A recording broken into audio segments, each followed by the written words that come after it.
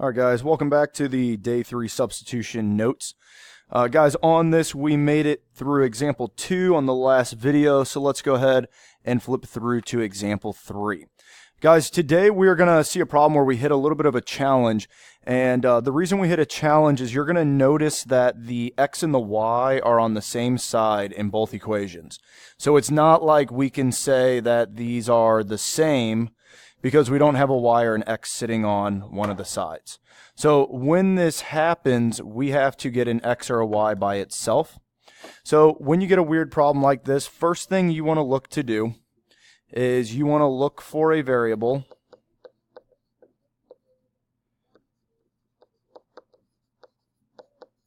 that has no number in front of it.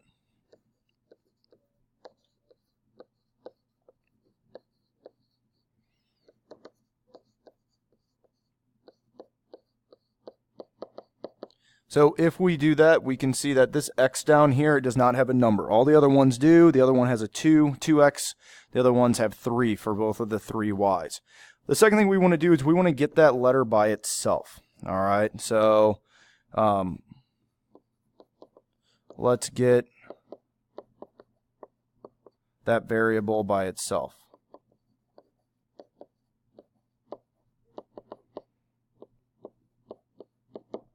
So if I look at that, guys, I'm going to slide it up here just to save as much room as possible. I have the x minus 3y equals a negative 17. I can choose to add 3y to both sides. These will cancel, giving me x equals 3y minus 17. Now I have an x all by itself. I can also use this top equation we haven't done anything with, but this equation we just changed, you want to get rid of it. Do not accidentally mix it up with the problem. So after I rearrange it, I put a line through it. Now at this point, guys, we can see that my x is the same as my 3y minus 17, just like we had in our last video. So that means when I rewrite, I'm going to rewrite this top one, guys, down here. When I have my 2x plus 3y equals 2, I can say that this x right here is the same as 3y minus 17. Now I'm going to put it in parentheses. Remember, if we have a minus sign or a plus sign, we must use parentheses.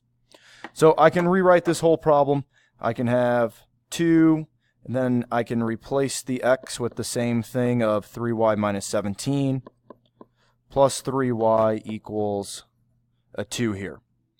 So we're going to have to distribute in this problem. The 2 will distribute in, and we'll get a 6y minus 34.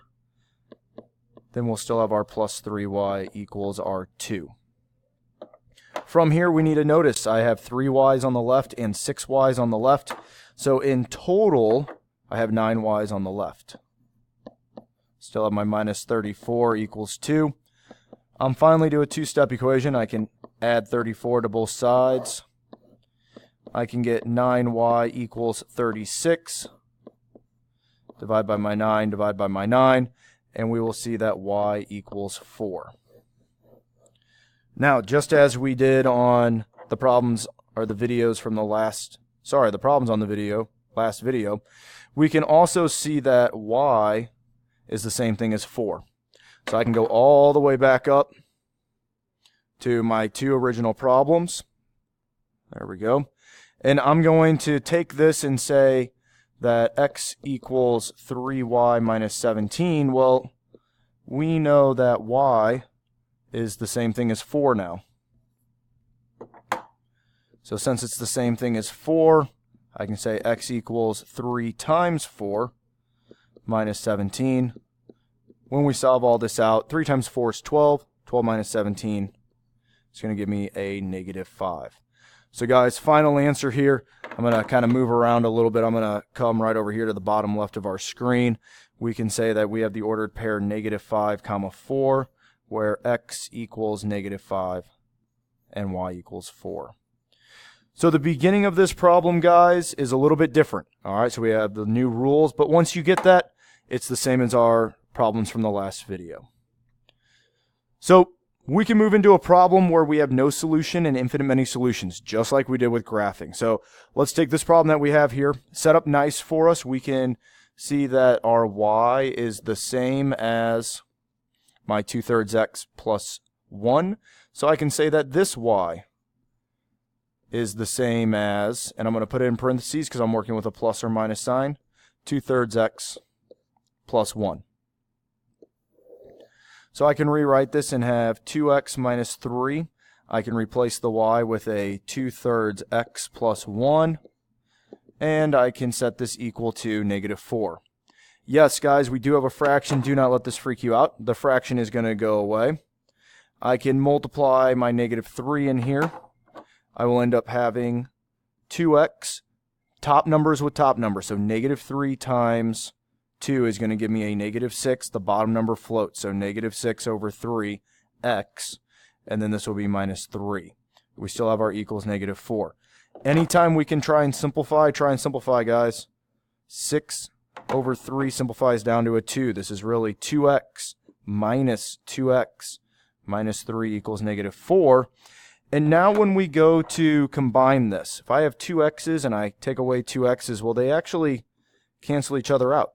It leaves us with -3 equals -4.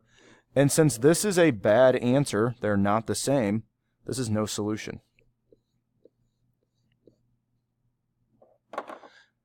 Now, in order to save time, so we don't have to work out a whole nother problem, guys, what if it would have ended up like this? So what if it would have ended up with 2x minus 2x, meaning they cancel, and then at that point, it ended up being -4 equals -4. Well, these are the same. This is good. So this would be infinite many solutions. All right, so we can still have no solution. We can still have infinite many solutions, guys. Just looks a little bit different there at the end than when we graph. Moving on to our last example, example 5.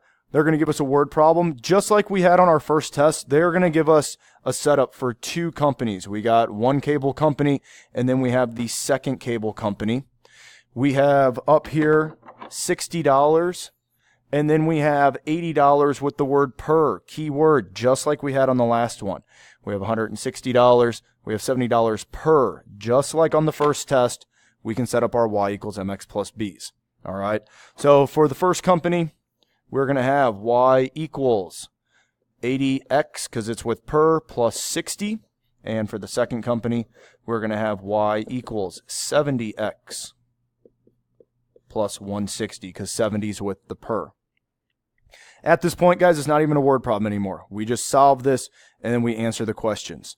Now, this is a little bit weird, okay? So pay attention to this part of the video. I can say that y is the same as 80x plus 60. So I can say that y here is the same as 80x plus 60. All right?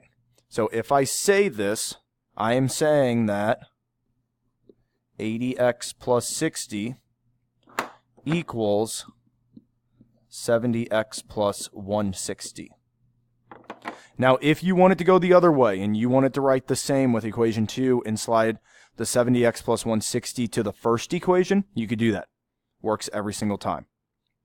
So we're going to go ahead and solve this now. I will subtract 70x from both sides. I need to get my x's on the same side. These will cancel, leaving me a 10x plus 60 equals 160. I will subtract 60 on both sides.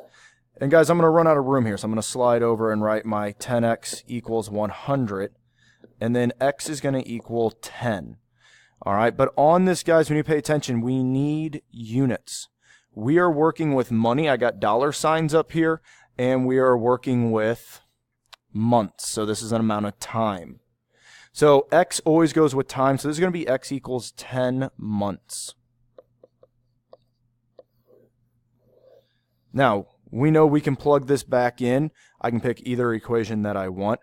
So with this, I could say y equals 80x plus 60. Well, now I know that x is the same as 10. So I could say y equals 80 times 10 plus 60, and I can say that y equals, and I'm going to go ahead and put a dollar sign on this because money is our other variable we're working with, 860 if we solve this out, guys. So, sorry, kind of crammed that in there a little bit, but this does answer our question. In how many months will the cost be the same? It's going to be in 10 months, and that cost is going to be $860. Now, if we slide down to the next question, it says, if you plan to move in 6 months, which is cheaper? What option would you want to choose? Guys, with this, since the cutoff's 10, all right? The cutoff is 10, so you're either going to be above 10 months or below 10 months. And since we're below 10 months, you start with the lowest starting price. So if we go back up, this equation started with 60. This equation started with 160. So if I go all the way back up to the beginning, company 1 started with $60. So company 1 is going to be cheaper. Since they started cheaper, they will be cheaper, but only until we hit 10 months. Now, since we want 6 months, which is less, we're going to want company 1.